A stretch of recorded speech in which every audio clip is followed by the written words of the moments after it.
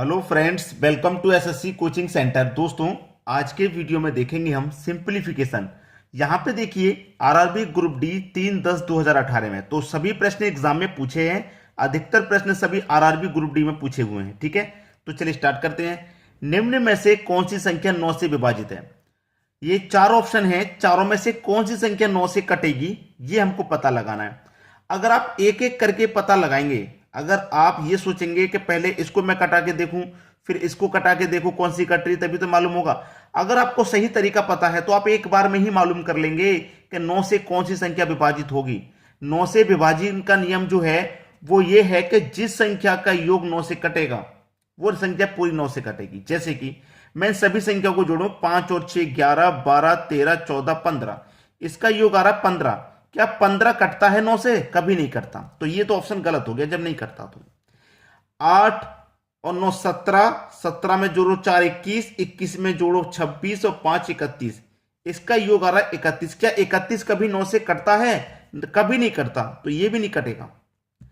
इसे देखो 4 और 9 13, 13 में 3 जोड़ो 16, 16 में 6 जोड़ो 22 और 22 में 5 जोड़ो 27, इसका योग आ रहा है कितना? 27। 27 9 से कटता है? बिल्कुल कटता है, 9 3 का 27। ठीक है, तो इसका मतलब ये पूरी संख्या कटेगी 9 से। ठीक है, 5 8 13, 13 में 5 जोड़ो 18, 18 में 5 जोड़ो 23, 23 में जोड़ो 6 29। क्या 29 कटता है 9 से? कभी नहीं करता, तो ये भी गलत। तो हमारा सी ऑप्शन बिल्कुल सही है।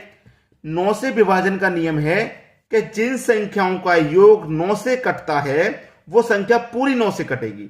मतलब इन संख्याओं का योग 27 है, जब इन संख्या का योग कट रहा है 9 से तो ये पूरी संख्या 9 से कट जाएगी। इसका मतलब ये हुआ। ठीक है, बात सभी की समझ में आ गई। तो सी ऑप्शन हमारे इस प्रश्न का बिल्कुल सही जवाब हो गया। अब देखेंगे अगला प्रश्न। अगला प्रश्न है 1265 में से क्या घटाया जाए कि प्राप्त संख्या 29 से पूर्णतः विभाजित हो जाए? भाई देखिए 1265 में से हमें कोई संख्या ऐसी है जो घटानी है, घटाने के बाद में संख्या पूरी पूरी कट जाएगी 29 से। ये भी आरआरबी ग्रुप डी 2016 में आया था। ठीक है, देखिए 29 से घटानी है। ठीक है, तो घटा के देख लो भाई, जो लास्ट में शेष आएगा इसका मतलब वही घटा देना है 1265 में से जो लास्ट में शेष आएगा। ठीक है, क्या घटाना है? 1265 में डिवाइड देते हैं 29 से। 29 से मैं 4 बार में डिवाइड दूंगा। सबसे पहले 126 है ना, तो 29 से 4 बार में डिवाइड दूंगा, कितना हो जाएगा? 116। 29 चौके 116।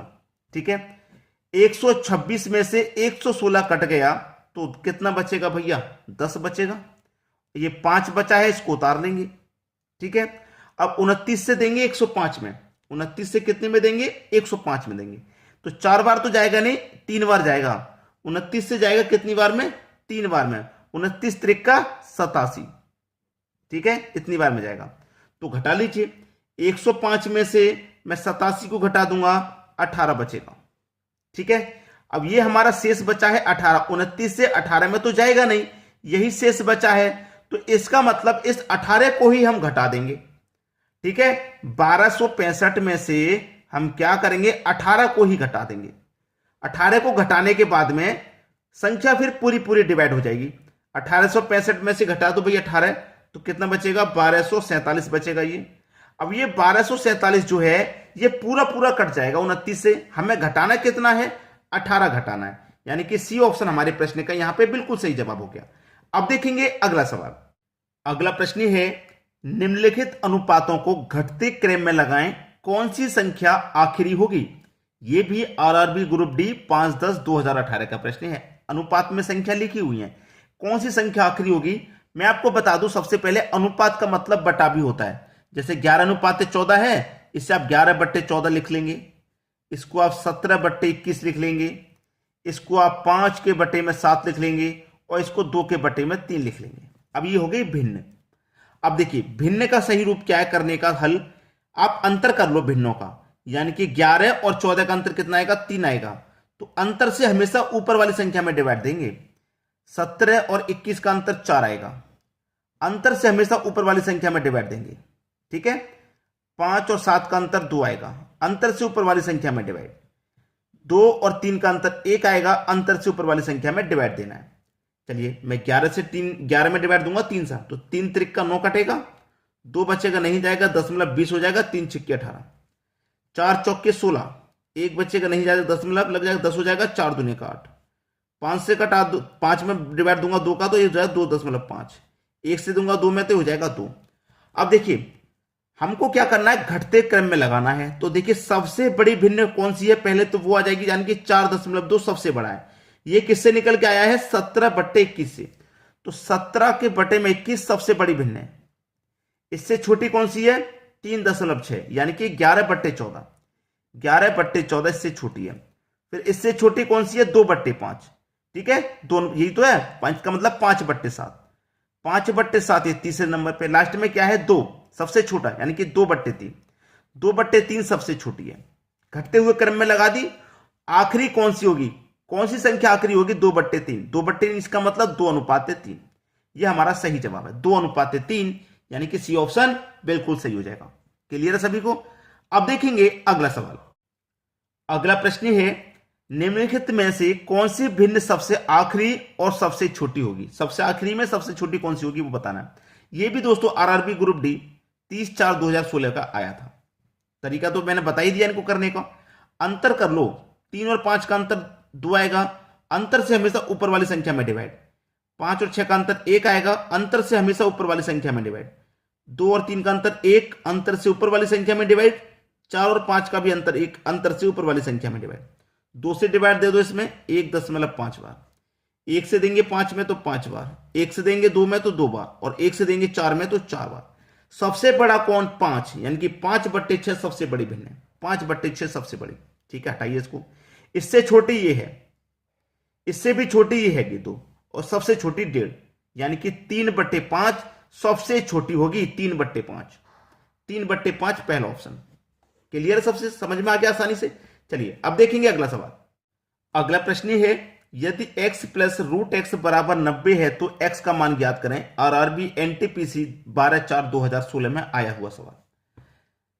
x + √x = 90, x का मान फाइंड करना है। हम x की जगह क्या रखें कि हमारा ये 90 के बराबर हो जाए। पहला ऑप्शन, अगर मैं x की जगह 81 रख देता हूं, x की जगह 81, ठीक है, प्लस रूट में x की जगह मैं क्या रख देता हूं, 81 बराबर 90। ये तो मेरा 81 ही है। √81 का मान कितना हो जाएगा, 9, तो यहां पर 9 ले जाएंगे बराबर 90। 81 में 9 जोड़ो तो कितना हो गया, 90 हो गया कि नहीं हो गया, यानी कि ये हमारा 90 के बराबर ही तो आना था, 90 के बराबर हमारा आ गया। बिल्कुल सही है, यानी कि x का मान हमारा 81 ही हो जाएगा। पहला ऑप्शन बिल्कुल सही जवाब। अब देखते हैं अगला सवाल। अगला सवाल है, 69696 गुना करना है 9999 से। इसकी गणना करने के लिए कहा गया है, मतलब यह है कि इसका गुना इसके साथ करना है। आरआरबी एनटीपीसी 11/4/2016 में यह सवाल आया हुआ है। अब इतनी बड़ी संख्या का गुना आप आपस में करेंगे तो 5 से 6 मिनट लगेंगे, और हो सकता है सवाल का आंसर भी गलत आ जाए, क्योंकि बहुत बड़ी संख्या है, बहुत समय लगता है ऐसे सवाल को करने में। और मैं आपसे कहूंगा 5-6 मिनट ना लगा के आप 5-6 सेकंड में ही कर दोगे। ऐसी ट्रिक मैं आपको बताऊंगा, आसान होगा कि नहीं। चलिए देखते हैं क्या ट्रिक है। 69696 ये है, इसका गुना उसने बोला है कि 9999 से कर दो, ये बोला है उसने। चलिए 69696 ये लिख ली मैंने संख्या। अब इधर जितने 9 हैं उतने 0 लगा दो इसमें। 4 9 है तो 4 0, 1 2 3 4 0 मैंने लगा दिए। इस संख्या के मैंने क्या लगा दिए, 4 0। और ये जो संख्या है इसको क्या करेंगे, घटा देंगे एक बार। इस संख्या को घटा दो, 69696, इसको एक बार घटा देना, बस प्रश्न का आंसर आ गया। इस संख्या को लिखिए, जितने 9 है उतने 0 लगा दो, और जितनी ये संख्या उसको एक बार घटा दो, बस खत्म। 10 में से 6 जाएगा तो कितना बचेगा भैया, 4। यहां कितना बचा, 9, और 9 में से 9 जाएगा तो 0। फिर यहां पे कितना बचेगा दोस्तों, भाई यहां पे कितना बचेगा, देखिए 9 में से 6 जाएगा तो 3, 9 में से 9 जाएगा 0, ठीक है। यहां कितना बचा, 5 बचा यहां। अब देखिए यहां से ये कैरी ले लेगा तो 15 में से 6 जाएगा तो 9। अब यहां कितना बचा, 8, यहां 6, यहां 9 और यहां 6। अब देखिए ये किस ऑप्शन में है। लास्ट के 4 ऑप्शन देख लो। 0304 किस में है? 0304, 0304, यानी कि ये दो ही ऑप्शन में 0304 है। ठीक है। अब 0 से पहले 9 किस में है? 0 से पहले 8 है, यहां 0 से पहले 9 है, यानी कि डी ऑप्शन बिल्कुल सही। क्लियर है। अब बताइए 5 से 6 सेकंड में आएगा कि नहीं आएगा? 5-6 मिनट नहीं लगाना। जो संख्या है उसको आपने लिख लिया, जितने 9 है उतने 0 लगा लो, और जो ये संख्या है उसको एक बार घटा दो इस पूरे में से, आंसर आ गया आपका। सवाल सभी के समझ में आसानी से आ गया। चलिए अब देखेंगे अगला प्रश्न। अगला प्रश्न है आरआरबी ग्रुप डी 17/9/2018 में आया हुआ प्रश्न। मैं नहीं कराऊंगा, मैं तो आपको होमवर्क को दूंगा। ये प्रश्न होमवर्क को मैं दे रहा हूं क्योंकि मैं बहुत बार इस तरह के प्रश्न को आपको करा चुका हूं। आप हमारे रेगुलर व्यूवर्स हैं। आप इसका आंसर हमें कमेंट करके बताएंगे क्या आने वाला है। ए बी सी डी कौन सा इसका सही जवाब है? आप थोड़ी सी कैलकुलेशन कीजिए इसके बारे में। मुश्किल क्वेश्चन नहीं है, आप ये मत सोच लेना कि प्रश्न बहुत मुश्किल है। ये बिल्कुल भी मुश्किल नहीं है, प्रश्न बहुत आसान है। आप इसका आंसर आप हमें कमेंट करके बताइए क्या आने वाला है। ठीक है दोस्तों, वीडियो देखने के लिए आपका बहुत बहुत धन्यवाद।